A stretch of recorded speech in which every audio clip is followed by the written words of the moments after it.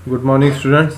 आज हम हमारे यूनिट नंबर 3 के भारत आणि यूरोपीय वसाहतवाद यानी इंडिया एंड यूरोपियन कॉलोनिज्म का पार्ट 2 पढ़ेंगे।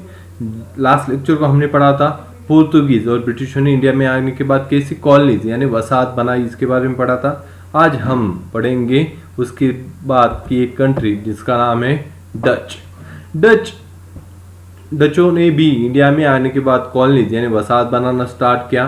तो इसके लिए उन्होंने एक कंपनी बनाई, फाउंड की है। जितनी भी डच कंपनी जो ईस्ट इंडिया में या ईस्ट के कंट्रीज में पूर्वेकडील देशांमध्ये अपना ट्रेडिंग या व्यापार करना चाहती थी, उन्होंने एक कंपनी बनाई, उसका नाम है यूनाइटेड ईस्ट इंडिया कंपनी, जो 1602 में बनी गई है। अब इसको तो एक कंपनी बनी है, उसके बाद डच गव्हर्नमेंट ने उनको कुछ परमिशन ग्रँट कर दी। म्हणजे काय, डचांच्या सरकारने या कंपनीला काही संधा दिल्या, परवानग्या दिल्या। वो कौन कौन सी है इसके बारे में पढ़ना है। फर्स्ट है पूर्वेकडील देशांसे व्यापार करें, trading with the eastern countries. आप ईस्ट में जाओगे, वो वेस्ट में है तो ईस्ट में जाओगे और वहां पे जाके ट्रेडिंग करने की आपको परमिशन दी गई है। उसके बाद नोकर ठेवणे मीन्स आपको काम करना है, वहां पे आपको स्टाफ की जरूरत है तो आप स्टाफ अपॉइंट कर सकते हो। सेम थर्ड क्या परमिशन मिली है, सनद मिली है, तो उसे कहा वो है वखार बांधने मीन्स फैक्ट्री आप बांध सकते हो, जो बिल्ड कर सकते हो। सेम टाइम और एक बिल्ड करने की परमिशन दी, फोर्ट यानी किले बांधने की परमिशन दे दी। उसके बाद लास्ट की परमिशन है कॉइन मेकिंग स्टार्ट, आप कॉइन भी बना सकते हो। गोल्ड, सिल्वर, कॉपर के कॉइन बनाने की परमिशन, म्हणजे नाणी पाडण्याचं तुम्हाला परवानगी दिली। आणि शेवटचं युद्ध व तह करणे और एंड ट्रीटीज परमिशन मीन्स आपको अगर ईस्ट की कंट्री में जाने के बाद कहीं पे आपको लड़ाई करनी है, कुछ ट्रीटी या तह करने की जरूरत है, उस टाइम आपको वो परमिशन डच गवर्नमेंट ने कर दी। अब ये होगा, इतनी सारी परमिशन दे दी। अब यहाँ पे एक ऑफिसर अपॉइंट किया है यूनाइटेड ईस्ट इंडिया कंपनी ने, जो इंडिया में अपनी काम करना स्टार्ट किया है। तो वहाँ पे एक ऑफिसर अधिकारी अपॉइंट किया गया है, उसका नाम था, उसे कहा जाता था गवर्नर जनरल, जो इंडिया में जितनी भी कॉलोनीज है उनको या वसाहत है उनको संभालने का काम करते हैं। अब इनकी कॉलोनीज कहाँ से कहाँ तक थी इसके बारे में पढ़ना है। अब उनकी कॉलोनीज पूर्व अफ्रीका ते जापान वखारी ज्या होत्या, मीन्स ईस्ट अफ्रीका से जापान तक जितनी भी फैक्ट्रीज है उनके बारे में हमें पढ़ना है। इनकी कॉलोनीज कहाँ कहाँ पे थी, पूर्व अफ्रीका में मोजाम्बिक में थी, येमेन साउथ अफ्रीका में भी थी, Iraq, Iran, Pakistan, Bharat, Bangladesh, Brahmadesh, Siam, Vietnam, Laos, Kampuchea, Taiwan, चीन, जापान, इंडोनेशिया, मलेशिया, इतनी सारी कंट्रीज में डचों ने अपनी कॉलोनीज या वखार या फैक्ट्री बनाने का काम किया। अब इसके बाद देखना है, इनके बाद तो उन्होंने इंडिया में आने के बाद कहाँ पे फॅक्टरीज बनाई, म्हणजे भारतात येऊन कुठे कुठे वखारी बांधल्या याचे नाव आपल्याला अभ्यासायचे। उसमें है उन्होंने फर्स्ट उन्होंने इंडिया में आने के बाद पहली बार 1602 में ही पुलिकत में अपनी फर्स्ट फॅक्टरी बनाई, म्हणजे पहिली वखार भारतातली कुठं बांधलेली आहे तो पुलिकत में बनाने का काम किया है। इसके सिवा मछलीपट्टनम है, पेतापुल्ली है, तिरुपापुलियर है, पुरतनुहु, कारिकल, चित्सुरा, ठट्ठा, आगरा, अहमदाबाद, भरूच, खंबाय, सूरत एंड नागपट्टन में उन्होंने इंडिया में आने के बाद वखार यानी फैक्ट्री बनाई है। इतनी सारी जगहों पे उन्होंने फैक्ट्री बनाई। फैक्ट्री के साथ उन्होंने कुछ किले भी बनवाए।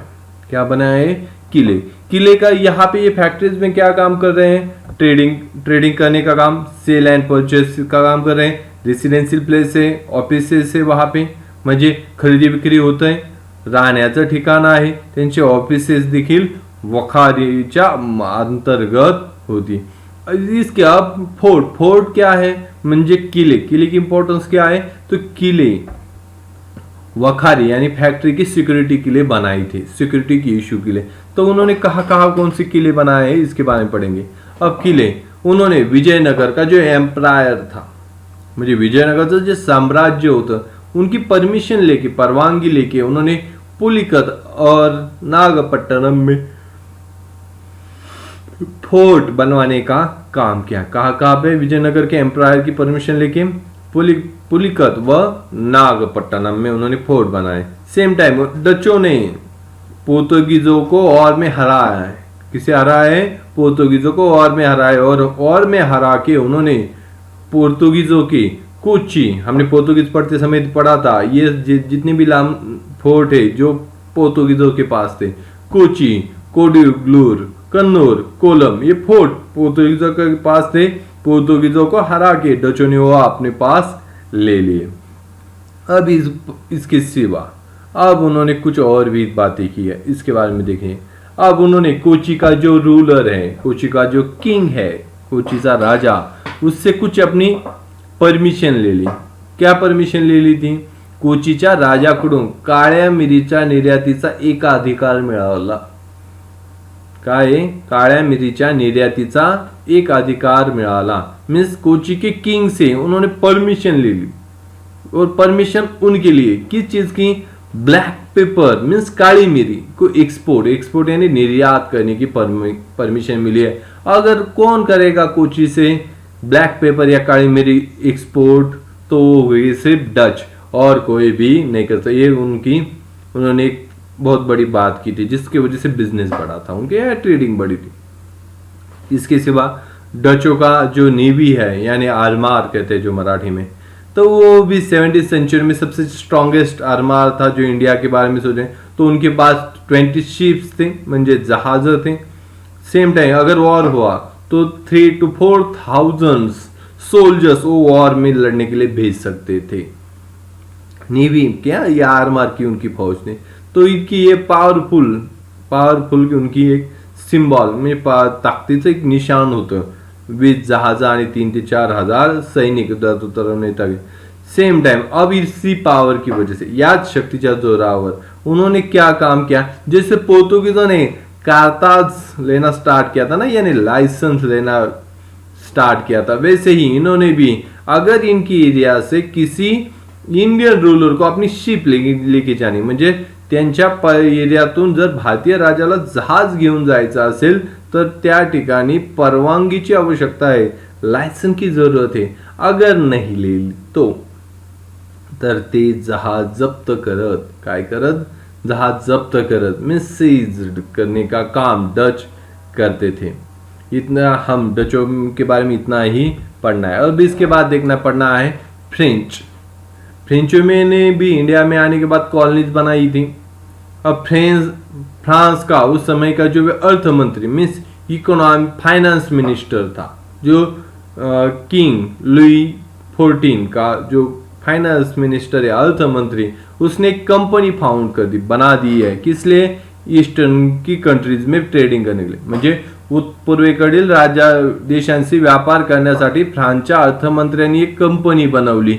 कौन सी कंपनी बनाई उन्होंने, फ्रेंच ईस्ट इंडिया कंपनी, जो 1664 मीन्स 1664 में उन्होंने एक कंपनी बना दी गई है। और ये कंपनी बनने के बाद जो फ्रांस का जो किंग है 14 लुई, उससे कुछ परमिशन दे दी है इस कंपनी को। कौन सी परमिशन, जो पहले थी डचों को वही सेम, पूर्वेकडील देशांशी व्यापार करणे, कोणत्या परवानग्या दिल्यात, सनद दिली, पूर्वेकडील देशाशी व्यापार करणे, सैन्य व आरमार बाळगणे, कर माफीचा अधिकार, हा वेगळा एक मुद्दा दिलेला आहे, आणि युद्ध व तह करण्याचा अधिकार, मीन्स क्या है, trade with the eastern countries, maintain army and navy, exemptions from the tax, ये ओनली डिफरेंस है परमिशन में, और ट्रीटी परमिशन, ये सारी परमिशन 14 लुई ने फ्रेंच ईस्ट इंडिया कंपनी को दे दी है। जिसके बाद उन्होंने ईस्टर्न कंट्रीज में बेसिकली इंडिया में आने के बाद ट्रेडिंग स्टार्ट कर दिया। अब स्टार्ट करने के बाद उन्होंने क्या किया है, कंपनी बनी 1664 में, वो इंडिया में आए, उनका एक ग्रुप आया शिष्टमंडल। क्या है? शिष्टमंडल कहते हैं मराठी में। मीन्स एक 4-5 मेंबर्स का एक ग्रुप आया है। किससे मिलने के लिए आए? औरंगजेब से। मुगल बादशाह उस समय कौन है? औरंगजेब। उसके पास गए हैं और उनसे ट्रेडिंग की परमिशन मांगी। क्या मांगी है? ट्रेडिंग की परमिशन मांगी है। सेम टाइम वखार यानी फैक्ट्री बनाने की भी परमिशन मांगी। औरंगजेब ने उनको परमिशन दे दी है और इसी वजह सूरत में उन्होंने फर्स्ट वखार बनाने स्टार्ट की है। और 1668 में म्हणजे 1668 मध्ये सुरतमध्ये पहिली वखार फ्रेंचांनी बांधली आहे। मीन्स फ्रेंच लोगों ने सूरत में अपनी फैक्ट्री बना दी है 1668 में। इसके सिवा उन्होंने और बहुत सारी जगह पे उन्होंने अपनी फैक्ट्रीज या वखार बनाई है। कहाँ? पौंडेचेरी, चंद्रनगर, माहे, कारिकल, राजापुर, बालासोर, कासिम बाजार एंड मछलीपट्टनम, यहाँ भी इन्होंने अपनी वखार बनाने का काम किया। अब ये वखार हो गई। अब इस वखार उन्होंने भी अपना एम्पायर म्हणजे आपलं साम्राज्य बनाने का काम कर रहे हैं। और जैसे जैसे बढ़ा रहे तो उनके झगड़े होने लगे। किसके साथ? इंडियन के साथ। हाँ, इंडियंस के साथ होते थे। सेम टाइम यूरोपियन कंट्रीज में भी आपस में झगड़े होने लगे। रीजन थे इंडियंस, क्योंकि वो ट्रेडिंग कुछ एरिया अपना कैप्चर करना चाहते थे। एक दूसरे के एरिया के कैप्चर करने के लिए वो झगड़े होते थे। इसी के बारे में हमें नेक्स्ट में पढ़ना है, युद्ध, वॉर्स। अब यहाँ पे वॉर्स हुए, कर्नाटका में वॉर्स हुए। इसके रीजन देखने, कर्नाटका मध्ये युद्ध झाले। कारण काय? तो कर्नाटका का जो नवाब था उसकी डेथ होने के बाद who is a next ruler? नवाब म्हणजे कर्नाटकाच्या नवाबाच्या मृत्यूनंतर कोण नवीन नवाब बनेल? इसकी वजह से 2 पार्टी बन गई, 2 गट बनले और दोनों के बीच में वो चलने लगा। एक की साइड ली फ्रेंचों ने और एक की साइड ली ब्रिटिशों ने। दोनों की रीजन बन गया।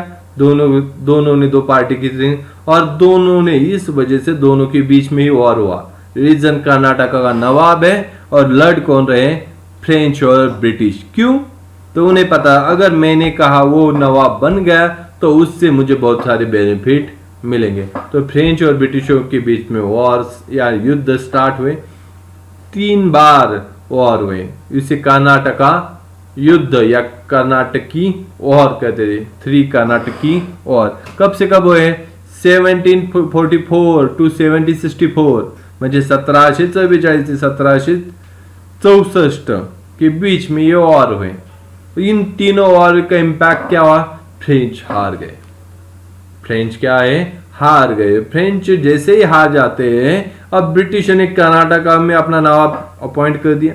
अब फ्रेंच अकेले ऐसे यूरोपियंस थे जो ब्रिटिशों को फाइट देते थे इंडिया में अपनी कॉलोनीज बनाते समय। फ्रेंच के अपॉइंट करते समय तो इस वजह से अपोज करते थे। अब फ्रेंचों की पावर यहाँ पे लॉस हो गई।